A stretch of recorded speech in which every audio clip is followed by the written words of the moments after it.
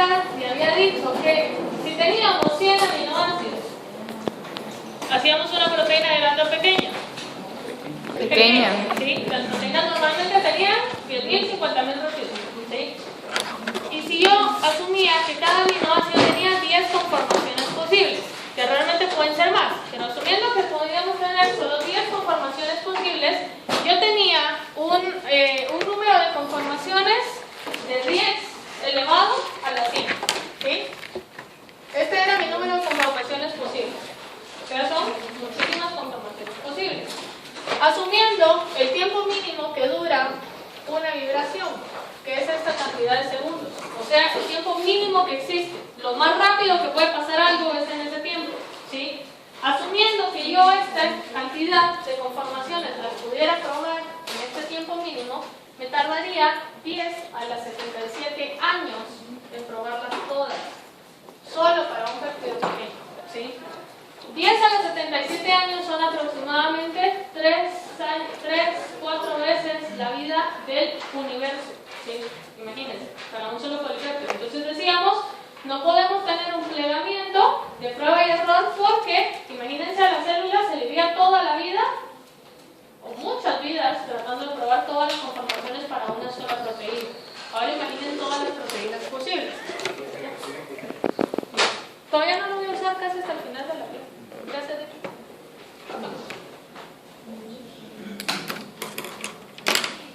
Entonces, decíamos, no pueden ser procesos de prueba y error y por lo tanto decíamos, la célula necesita un plegamiento asistido. O sea, necesita algo que le ayude, algo que favorezca ese plegamiento.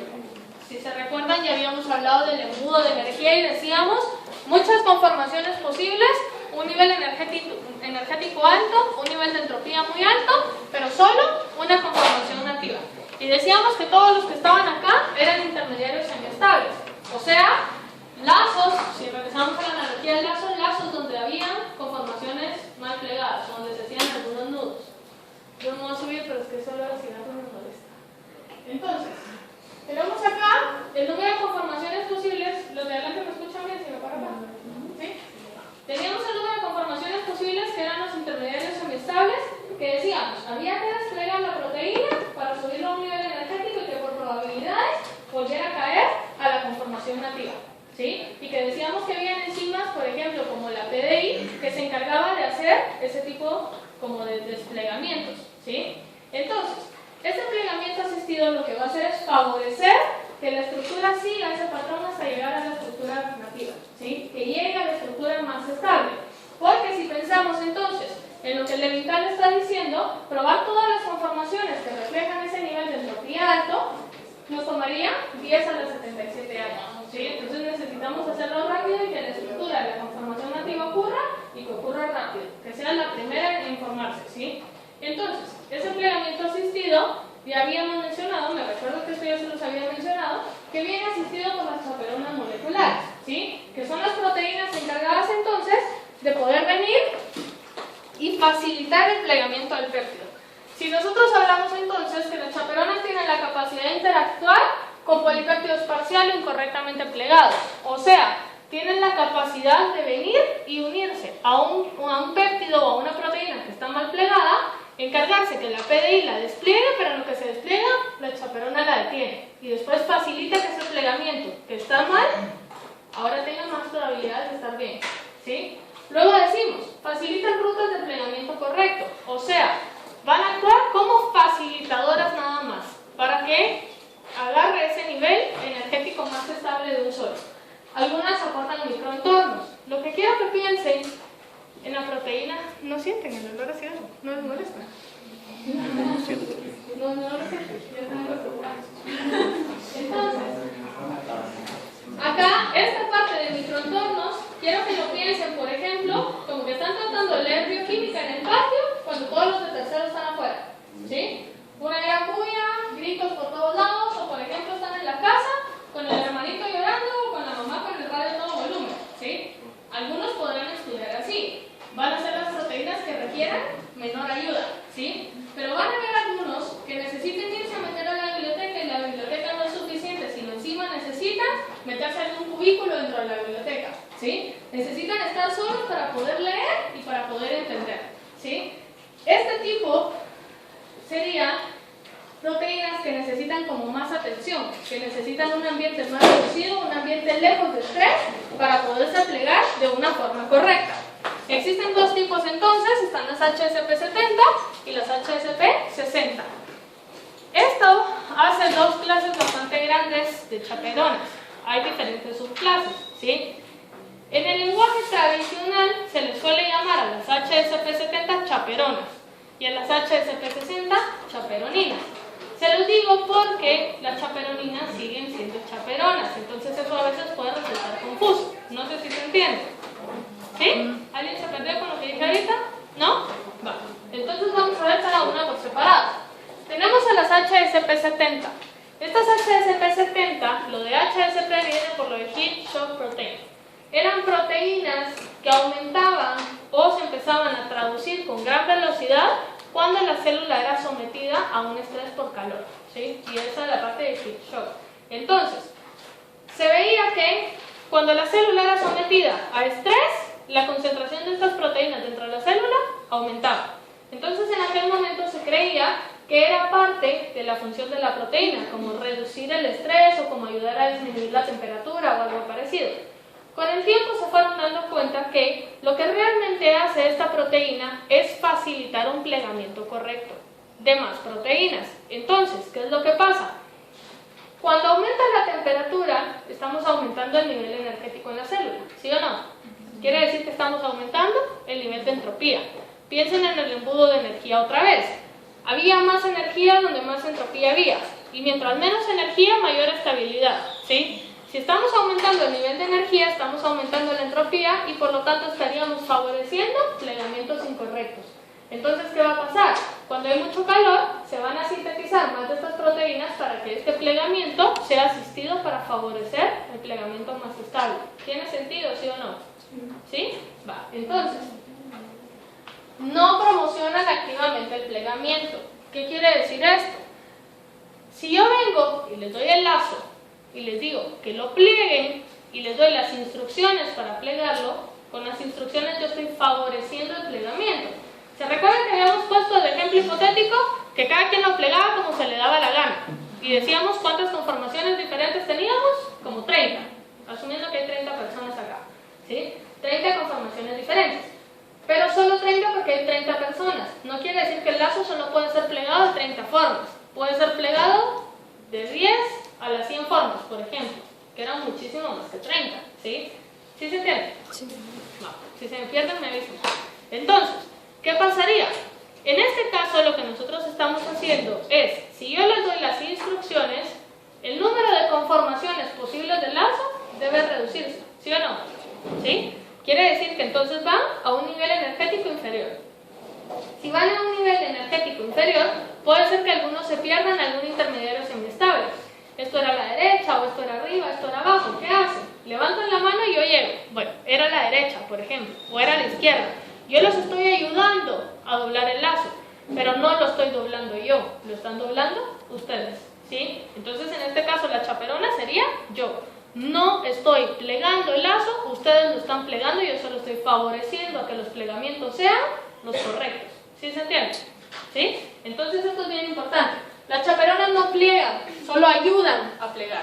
¿Sí? Se unen a regiones ricas en residuos hidrofóbicos de polipéptidos no plegados. Ah, bueno, el polipéptido no está en una estructura terciaria, está en una estructura primaria, no está plegado. Y la chaperona se va a unir a los residuos hidrofóbicos que tenga esta proteína desplegada. ¿Por qué? ¿Por qué a los residuos hidrofóbicos? ¿Por qué? Los va a plegar hacia adentro. ¿Por qué? Porque tienen que ser, porque, o sea, el cuerpo es un medio hidrofílico, Es un medio hidrofílico. La célula es un ambiente acuoso, tiene más del 60% de agua. ¿Qué pasaría si la chaperona no se uniera?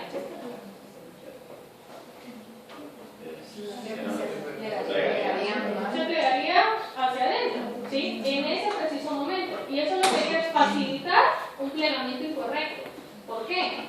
Supongamos en la estructura terciaria nosotros ya vimos que a veces tenemos aminoácidos que interactúan con aminoácidos que se están sintetizando 100 aminoácidos después, ¿sí? Por ejemplo, tenemos aminoácidos del 20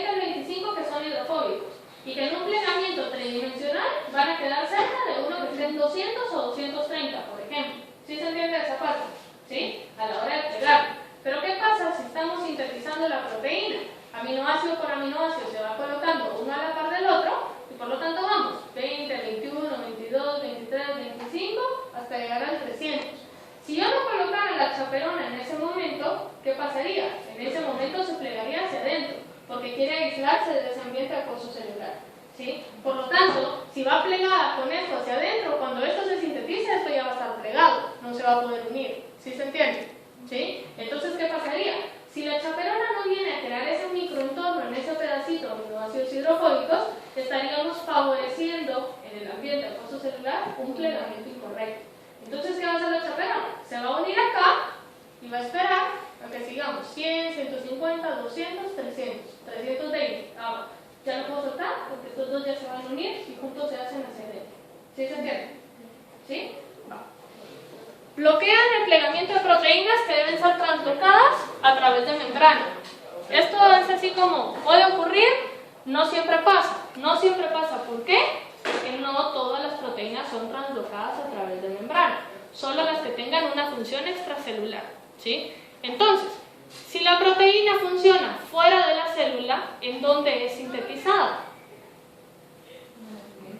Dentro de las células, porque adentro tengo el ARN mensajero, adentro tengo el ribosoma, adentro tengo todo lo demás. Entonces, la proteína, si va a funcionar afuera, se sintetiza adentro. Si se sintetiza adentro, yo a veces necesito utilizar chaperonas que no me dejen plegarla, porque ustedes saben que para poder translocar proteínas necesitan un transportador. Quiere decir que yo voy a llevar el polipéptido desplegado al transportador para poderlo sacar de la célula, ¿sí? Entonces la chaperona lo que va a hacer es acompañar ese polipéptido para que no se pliegue, sino ya afuera, o sea, la chaperona se queda adentro, afuera el péptido se pliega completamente en su estructura tridimensional, en la estructura que entonces tiene la función y la función fuera de la célula. ¿Por qué lo hace así? Bueno, por dos razones. ¿Qué ocupa más espacio? Espacio en diámetro. ¿Una proteína plegada o una proteína no plegada? Una no plegada. Ocupa menos espacio. ¿Por qué? Porque es más fácil pasarla de forma lineal por un transportador, a tenerla que plegar y necesitar un transportador que permita sacar esa estructura tridimensional, ¿sí? Entonces es una forma más sencilla. Necesito un transportador pequeño para poderlo translocar. Otra cosa bien importante es, dependiendo de quién sea la célula, el ambiente extracelular puede variar. Por ejemplo, si piensan en riñón, el ambiente extracelular es un ambiente más ácido o en una célula renal, por ejemplo, el ambiente es más ácido que en una célula, por ejemplo, hepática, ¿sí? Entonces, ¿qué es lo que pasa acá? La proteína ya hemos visto que va a cambiar dependiendo de a qué pH se encuentre, ¿sí? Quiere decir que la conformación nativa va a ser la estructura estable en el pH extracelular, no dentro de la célula. Quiere decir que el plegamiento correcto en este caso va a ser el que esté fuera de la célula. ¿Sí se entiende? ¿Sí se entiende? Sí, no, no sé, tal vez. ¿Se entiende? Más o menos. ¿Qué es lo que no está claro? Porque el pH va a ser más o menos igual extracelularmente. Puede variar pequeño y esas pequeñas variaciones pueden hacer cambios en la proteína. Entonces a veces es mejor sacar a la proteína desplegada para que la conformación nativa se pliegue en donde va a crecer la función, ¿sí? Si se plegara adentro puede ser que las condiciones varíen mucho y la función de la proteína vaya a variar. ¿Sí se entiende ahora un poco más? Sí. ¿Sí? Va. A veces hay proteínas que se pliegan dentro y ya plegadas pueden salir, siempre y cuando tenga un transportador que me permita sacarla plegada, ¿sí? Entonces vamos a ver que hay dos ejemplos, dos clases diferentes de translocación. Nada es gratis en esta vida, quiere decir que utilizan ATP. Tienen que hidrolizar energía para poder ayudar. Entonces, yo les estoy dando clase, no es de gratis, me pagan por hacerlo, ¿sí? Entonces, ¿qué es lo que pasa? La proteína va a venir, la chaperona va a ayudar, pero va a cobrar por hacerlo y va a cobrar energía. Va a hidrolizar ATP para poderlo hacer, ¿sí? Entonces, acá nosotros vemos que la mayoría de chaperonas, tanto las HSP70 como las HSP60, van a hidrolizar ATP. Lo hacen de manera distinta, pero en general lo hacen, ¿sí? Bueno, las chaperoninas habíamos dicho que eran las HSP60, ¿sí? Estas son complejos proteicos, quiere decir que son proteínas mucho más grandes. Ya no es una proteína, sino ahora es un complejo de proteínas, es más grande, ¿sí? Necesario para el plegamiento de muchas proteínas celulares que no se pliegan espontáneamente. Ah, bueno. ¿Hay alguien que con leer el libro se le tal vez haya alguien que aparte necesite tutorías, por ejemplo. Quiere decir que es alguien a quien le cuesta estudiar, ¿sí? No que no pueda, le va a costar. Entonces, ¿qué pasa? Las chaperoninas lo que van a hacer es ayudar a proteínas que no pueden plegarse solas, que necesitan ese cubículo, que necesitan ese microentorno para poderse plegar de una forma favorable. Consisten en 2 anillos de 7 subunidades, que se llaman groeli. Ese es el nombre que reciben. Ustedes piensen en 2 anillos acá. Cada anillo tiene 7 subunidades, ya vimos que son proteínas, ¿sí? Y luego tenemos acá un anillo adicional de 7 subunidades que es groese, o sea, un anillo que se coloca hasta arriba. Sigue siendo parte de proteína, entonces si se fijan, una proteína, otra proteína y otra proteína hacen un complejo proteína, ¿sí? Una proteína más grande. Ahí dan las cadenas de polipéptidos porque dijimos que proporcionaban microentornos. Entonces acá está. Si se fijan, esta es la chaperonina, estructura secundaria. ¿Qué estructura secundaria es? ¿Qué dijo? ¿Cuál? ¿Qué estructura secundaria tiene esta proteína? Una de las dos. Hélice, ¿sí? Y si se fijan por acá, hay una célula beta, ¿sí? Quiere decir que es una proteína normal, ¿sí? Y esta proteína, si se fijan es bien grandota, va a ayudar a que otras proteínas se puedan plegar, ¿sí? Entonces decíamos, 7 subunidades acá, 7 subunidades acá. Un anillo, otro anillo, que serían los 2 anillos que tenemos aquí, ¿sí? A esa región se le conoce como groel. Este sería los 2 groel vistos desde arriba, ¿sí? Si se fijan es como un barrilito, o sea, lo estamos viendo desde aquí arriba. Luego tenemos la groese, que es como una tapadera. Son 7 subunidades, pero más pequeñas, que lo que van a hacer es cerrar el complejo. Lo van a cerrar porque yo voy a agarrar el polipéptido, lo voy a introducir aquí, después lo tapo y cerraron la puerta del cubículo y la bulla se acabó. Se pueden sentar a estudiar. Se acaba el estrés celular y por lo tanto la proteína se puede plegar correctamente. ¿Sí se entiende? ¿Sí? Va. Entonces acá está. Este sería el polipéptido sin plegar. Lo introducimos a la chaperonina hidroliza ATP y durante la hidrólisis permite que el polipéptido pueda plegarse, ¿sí? El polipéptido se plega adecuadamente y la chaperonina queda libre para iniciarlo otra vez, ¿sí? Aquí lo que estamos viendo es cómo funcionan las dos en conjunto. Puede ser que una proteína use solo las HSP70, raras veces que use solo las 60 o la mayoría de veces que use las dos. La chaperonina necesita realmente también. También, ¿sí? Entonces acá está. Tenemos el ribosoma. Y el ribosoma lo que está haciendo es traduciendo la proteína. Leyendo un ARN mensajero, el ARN mensajero le va colocando el ARN de transferencia que lleva unidos covalentemente aminoácidos. Quiere decir que me va quedando la estructura primaria de la proteína. Esto que está acá, esto rojo, serían las HSP70. Las chaperonas se están uniendo. ¿Qué tipo de aminoácidos tengo ahí? Hidrofóbicos, ¿sí? Va.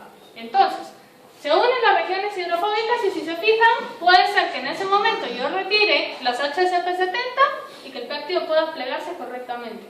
O puede ser que el péptido necesite un plegamiento todavía más asistido, mayor dedicación porque el péptido es más complejo y por lo tanto lo que va a hacer las HSP70, como son chaperonas, van a acompañar el plegamiento, ¿sí? Lo van a acompañar hacia la chaperonina, hacia la HSP60.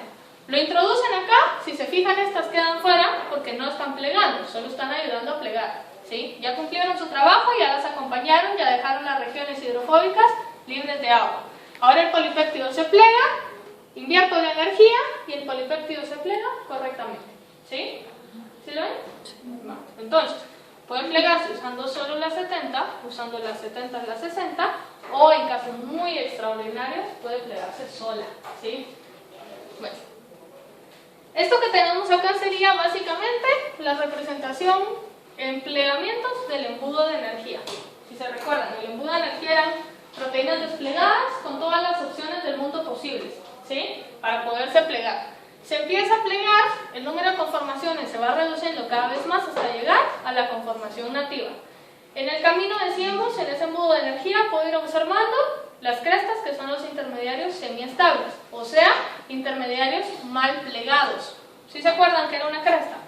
¿Sí? La cresta entonces es el intermediario mal plegado plegado, donde yo puedo tener algunas enzimas como la PDI, que con el uso de chaperonas me permitan regresarlo a ese estado de alta energía para que se siga plegando, ¿sí? Para seguir favoreciendo ese plegamiento correcto. Este tipo de error puede ocurrir en cualquier parte del plegamiento, y por eso si revisan el embudo de energías hay crestas casi que de cualquier altura, ¿sí? Todo el embudo está lleno de crestas. Esta proteína que está mal plegada, si hacemos la analogía con el lazo, y ustedes le hacen el nudo al lazo, ya habíamos dicho que para regresarlo a un nivel superior lo que tenían que hacer era deshacer el nudo, desplegar el lazo y seguirlo plegando, ¿sí? Puede ser que alguien sea muy bueno haciendo nudos, que ese nudo sea imposible de deshacer. Puede ser, ¿sí o no? ¿Qué pasaría si traban el nudo? Tendrían que solicitar un nuevo lazo para empezar de nuevo el plegamiento, ¿sí o no? ¿Sí? Va. En ese caso, el lazo que trabaron o el lazo que dejaron con nudo lo tendrían que tirar a la basura, ¿sí? Por lo tanto, estas proteínas podrían ser marcadas, por ejemplo, con algunas ubiquitinaciones para ser reconocidas por el proteosoma y que el proteosoma se encargue de degradar la proteína, ¿sí? Si yo tengo una proteína mal plegada, a nivel de traducción, ¿cuál es el efecto? A ver, ¿por qué habría de sintetizar yo una proteína? Que la voy a usar, ¿sí? La voy a sintetizar porque necesito usarla. Y si la sinteticé mal, ¿cuál es la señal que la célula está recibiendo?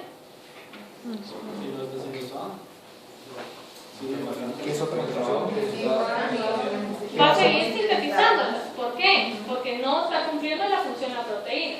Si la estaba sintetizando era porque la necesitaba. Y si la estoy sintetizando y no sirve, quiere decir que la función no se está cumpliendo. O sea, la señal va a ser seguir sintetizando. ¿Sí? Va. Dejemos esto al lado ahorita. Imagínense salir a las 7 de la mañana e irse a meter a la Roosevelt, al Periférico o al Trébol o a la San Juan. ¿Qué pasaría? Llegan en 3 horas. ¿Sí? ¿A qué velocidad irían? A 1 kilómetro por hora o completamente parados. Cabe retrovisar viendo que no venga algún motorista. ¿Sí? ¿Por qué? Porque habría mucho tráfico. Hay muchos carros que quieren pasar. Va. Regresemos al ejemplo anterior. Si yo tengo una proteína que se está sintetizando a cada rato porque necesito usarla, pero lo estoy haciendo mal y no la puedo usar, esto que está mal se va a acumular. Si se acumula y no sirve, decíamos, se va al protosoma, ¿sí? Pero si el protosoma tiene mucho trabajo, porque es la hora pico de degradar proteínas, por ejemplo, ¿qué va a pasar? Lo va a hacer muy despacio, ¿sí o no? ¿Sí? O lo va a hacer a la misma velocidad, pero no se va a dar abasto, ¿sí se entiende? Al final, ¿qué está pasando con la proteína mal plegada? Se está acumulando. Y eso puede caer o resultar en una patología que se conoce como amiloidosis. ¿Sí? Entonces ya vieron los tipos de amiloidosis, ya vieron que pueden ser en diferentes tejidos y qué consecuencias puede causar. ¿Sí? Bueno, ¿alguna pregunta hasta acá?